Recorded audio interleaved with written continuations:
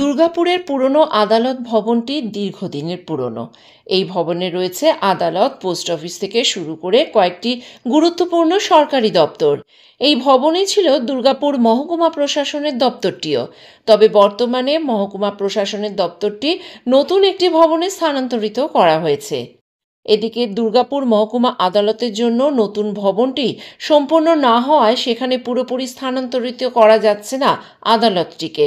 ফলে পুরনো এই ভবনেই চলছে আইনি কাজকর্ম।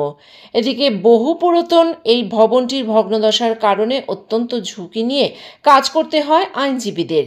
এই ভবনটিতে প্রাণ হাতে নিয়ে নিত্য যাতায়াত সাধারণ মানুষেরও। ফলে যে কোনো সময় বড় দুর্ঘটনাও ঘটে যেতে পারে। এদিকে 2021 সাল থেকে শুরু হওয়া নতুন আদালত ভবনটিও এখনও সম্পূর্ণ হয়নি। তাই আশঙ্কা ও নিরাপত্তাহীনতা নিয়ে বহু আইনজীবী সোমবার দুর্গাপুর বার অ্যাসোসিয়েশন, আসানসোল দুর্গাপুর উন্নয়ন পর্ষদের দপ্তর ঘেরাও করে। তাদের দাবি, দুর্গাপুর মহকুমা আদালত ভবনটি এমন ভঙ্গুর অবস্থায় পৌঁছেছে যে কোনো মুহূর্তে বড় দুর্ঘটনা ঘটে যেতে পারে।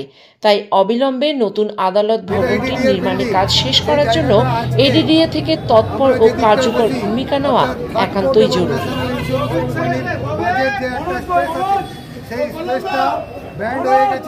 এবং যত এসডিও অফিসের পুরনো পেচ্ছাপ এবং গোটাটাই ঘুরে গেছে। শুধু আমাদের না, পাশের ন্যাশনাল ইন্স্যুরেন্স কোম্পানিরও ফাইল সব ভিজে গেছে। এমতো অবস্থায় আমরা ওইখানে প্রায় 150 থেকে 200-250 লোক ওইখানে থাকি। তাছাড়াও লিটিগেন্ট পাবলিক যাওয়া আসা করলে সেটা 500 হয়। এমতো অবস্থায় এই একটা বিপজ্জনক পরিস্থিতির মধ্যে আমরা আছি এবং আমাদের জীবন সংশয় আছে।